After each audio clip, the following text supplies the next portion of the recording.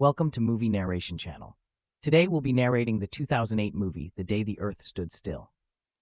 The story begins in 1928 amidst the snow-covered Indian mountains of Karakoram, where a mountaineer prepares for a climb. He spots a mysterious bright light among the peaks and decides to investigate. As he approaches, he discovers a glowing sphere encased in a thin layer of ice. Driven by curiosity, he strikes the ice with his pickaxe, triggering a burst of bright light that knocks him unconscious. When he awakens, the sphere has vanished, leaving a strange round mark on his arm. Fast forward to the present, where Dr. Helen Benson, an astrobiologist, lectures on extraterrestrial bacteria at Princeton University. After class, she declines a lab technician's party invitation, citing the difficult conditions she faces at home, specifically her challenging relationship with her young stepson, Jacob. At home, Jacob refuses to eat healthy food and plays video games non-stop. Helen is interrupted by a mysterious phone call from someone who knows her address and tells her that a car is on its way. Moments later, a police squad arrives at her house. A man in a suit tells Dr. Benson that the FBI needs her assistance immediately, providing no further explanation. Leaving Jacob with a neighbor, the bewildered Helen gets into the car. On the way, Helen tries to learn why the FBI needs her, but the agents don't have any answers. The urgency is evident, as the convoy is escorted by numerous police cars. They arrive at an airfield where Dr. Benson boards a helicopter with other civilians who are equally clueless about their sudden abduction. Among them are specialists from various fields, a nuclear physicist, an astronomer, and a civil engineer. The group realizes that something extraordinary is unfolding. The scientists are taken to Linwood Military Academy in New Jersey, where they are asked to surrender their cell phones. Helen manages to hide hers. They are briefed by Dr. Michael Granier, who explains the situation. An unidentified object from space is hurtling toward Earth on an unconventional trajectory. The scientists calculate that the object will collide with the planet, and due to its immense speed, it can't be intercepted with missiles. The government has assembled an emergency response team to handle the aftermath of the impending catastrophe. The team has just over an hour before the cosmic object impacts Manhattan, threatening the lives of 8 million people. After the briefing, Helen locks herself in the bathroom to call Jacob and warn him of the impending danger. Unsure how to break the news to her son, she asks him to hide in the basement to wait out the big storm. A military woman overhears the conversation and confronts Helen, who admits to smuggling a phone. The soldier, needing to contact her own loved ones, asks to borrow the device. The team of scientists heads to the projected impact site, anxious and uncertain. The object remains unidentified, and the missile defense system is inexplicably disabled. They hold hands in fear, counting down the seconds to impact, but nothing happens. Instead, they witness a bright ball of light slowly descending towards Earth, casting an eerie glow over the streets of New York City. The space object lands in the heart of Central Park, sparking panic as citizens flee in terror. Scientists, clad in protective suits, cautiously approach the glowing sphere, detecting strong electromagnetic waves. Military personnel, police, and snipers surround the object, awaiting further orders. A brilliant light suddenly flashes and an alien figure emerges. Helen, seemingly entranced, steps forward to meet the alien as he extends his hand.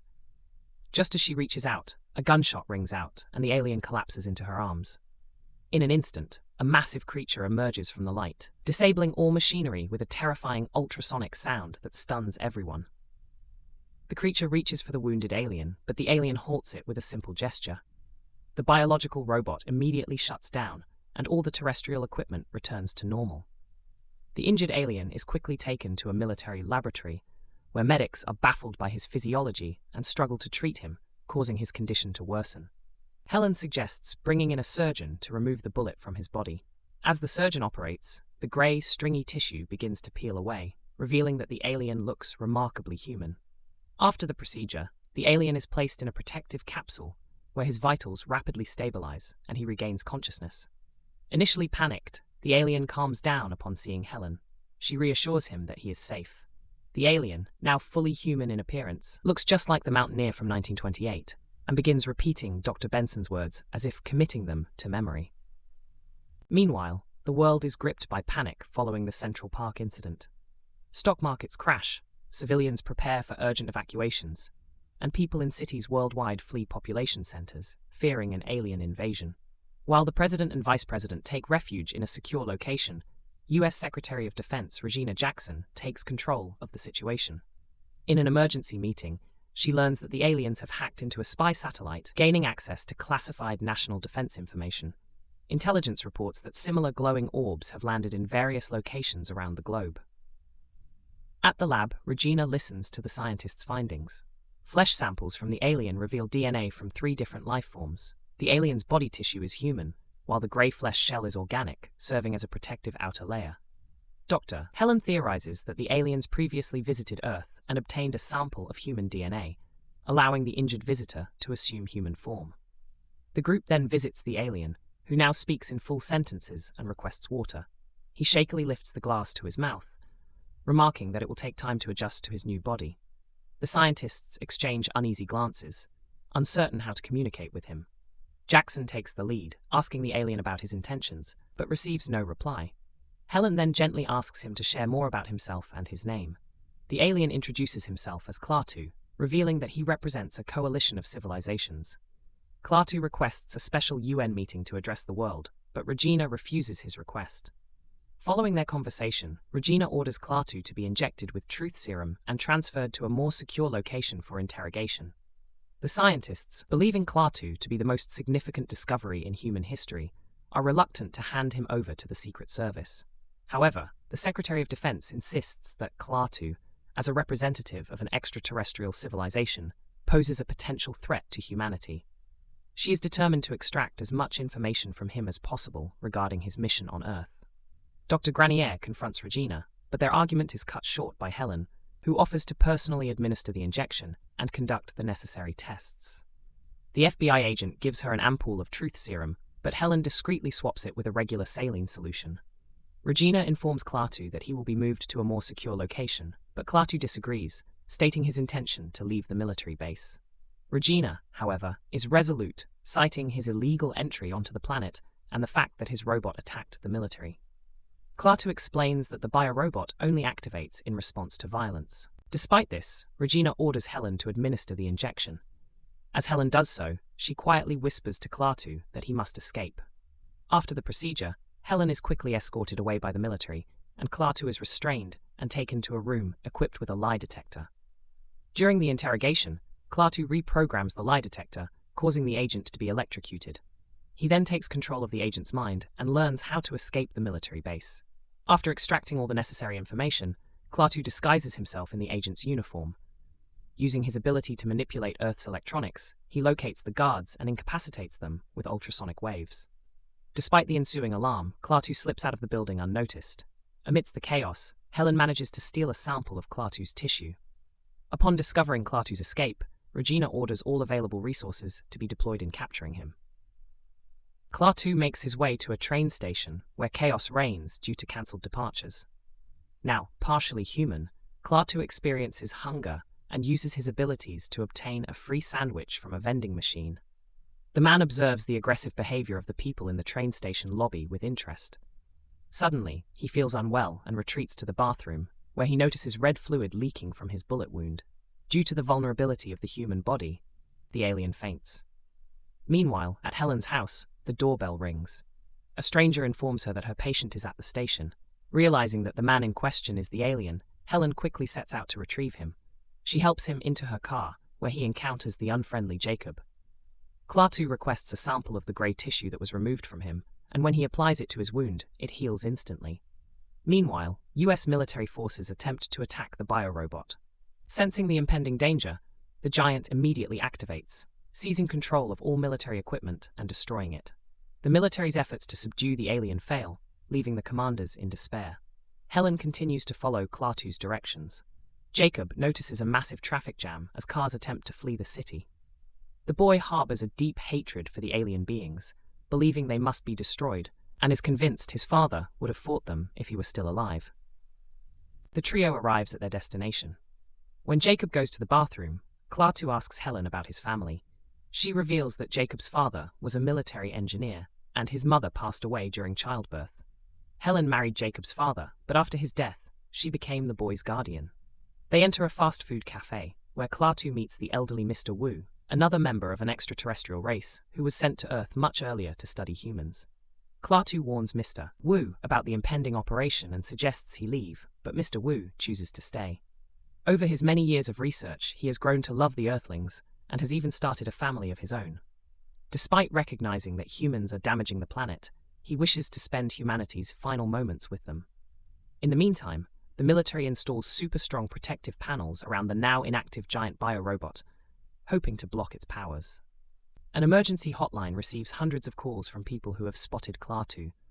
On the orders of the authorities, Klaatu is portrayed as a fugitive criminal. Helen, Klaatu, and Jacob head to New Jersey. Upon arriving in the woods, Klaatu asks to stop the car and steps out. Concerned by his strange behavior, Helen instructs Jacob to lock himself in the car while she follows Klaatu.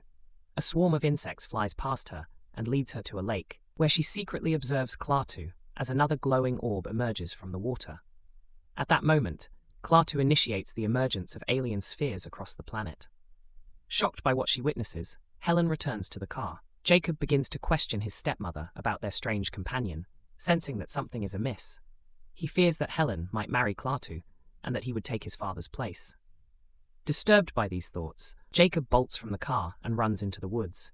Helen chases after him, but they are suddenly distracted by a bright beam of light among the trees. It is a glowing orb, like the other alien spheres, departing the planet. The only sphere remaining on Earth is the one Klaatu arrived in. Klaatu returns from the forest and instructs Helen to take him back to the city. She refuses, demanding to know what is happening. Klaatu explains that humanity is destroying Earth with its activities. He reveals that there are few planets in the universe that can sustain complex life, and his civilization has come to save Earth from humans. Klaatu believes that the planet can regenerate if humanity is eradicated. Dr. Helen tries to persuade him that humans can change and deserve another chance, but Klaatu is skeptical. He explains that they have observed humanity for years, hoping for change, but the situation has reached a critical point. Despite Helen's pleas, Klaatu informs her that the process of eradicating humans has already begun and cannot be stopped. A police officer manages to track down Klaatu and pulls a gun on him, demanding his surrender. Jacob, frightened, asks Klaatu not to harm the officer. Klaatu, without emotion, assures Jacob that the officer's pain will be brief. With a wave of his hand, he sends Helen's car hurtling toward the officer. When the officer collapses and shows no signs of life, Klaatu uses energy from the car to revive him, explaining that he did not intend to harm the officer, only to remove a temporary obstacle. Helen is convinced that Klaatu has the power to stop everything if he chooses. She proposes taking Klaatu to someone who might change his mind. Meanwhile, the Secret Services investigate the aliens' purpose for coming to Earth. Scientists discover that various Earth creatures are being transported in the glowing spheres. Secretary Regina, observing the events, suspects that this resembles the rescue of species on Noah's Ark. The American military commanders, anticipating an impending attack, move the biorobot into an underground silo. Riots and looting begin to erupt worldwide. Dr. Helen takes Klaatu to meet an old Nobel Prize-winning mathematician she knows. The alien is distracted by a formula on the board and corrects it. Noticing this, the scientist joins him, and together they solve the problem. Realizing who Klaatu is, the astonished scientist asks how Klaatu's civilization managed to survive. Klaatu explains that their son began to die, forcing them to evolve to survive.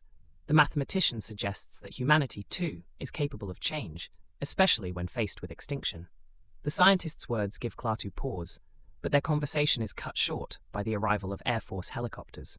Klaatu, Helen, and Jacob quickly leave the scientist's house. As they depart, the scientist advises Helen to change Klaatu's mind through actions, not arguments. The trio tries to hide from the military in the woods. Jacob stops in a clearing, waving his arms to attract the helicopter's attention. He confesses to Helen that he was the one who called the SWAT team, believing it was what his father would have done.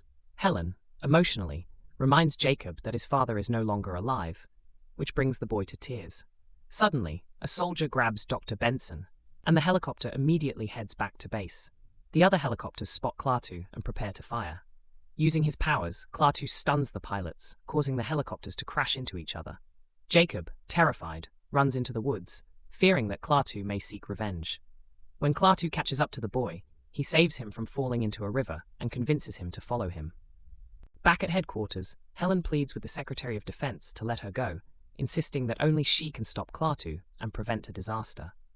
Meanwhile, Special Forces experiment on the giant biorobot at the military base. In an attempt to pierce its armor, one of the diamond drills breaks, revealing metal insects inside the crack.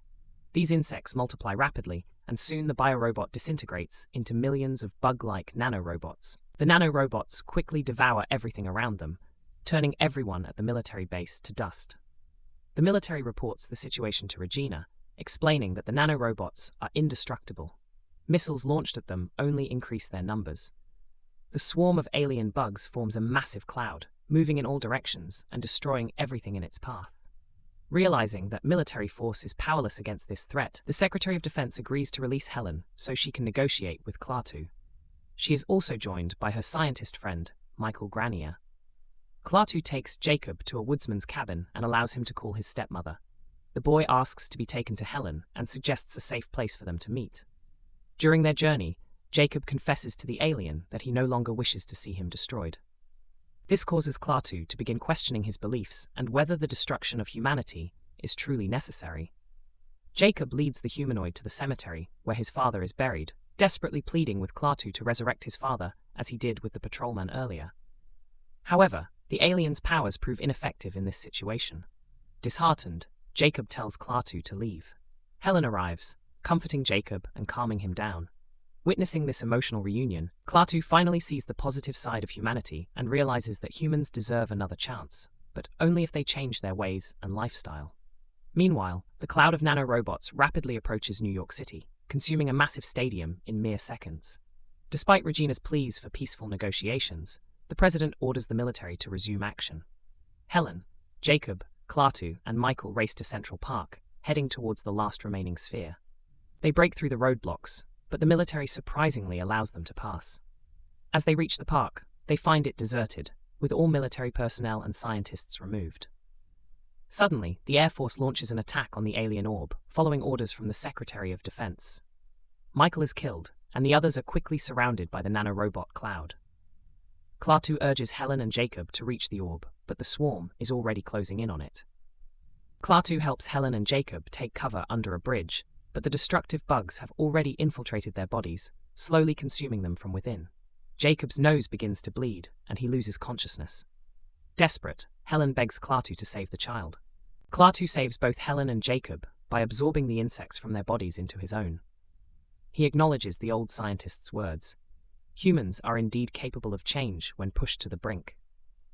After giving Helen and Jacob a final meaningful glance, Klaatu steps out from their hiding place and makes his way through the nanobot cloud to the sphere.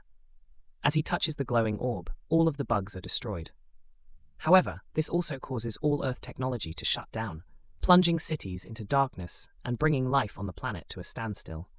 Klaatu sees this as a fair price for the damage humanity has done to Earth. He then departs the planet, leaving humans with one last chance to correct their mistakes. Thank you for watching the video. If you like the movie narration, please like, share, comment, and subscribe to get more such movie narration videos. Thank you.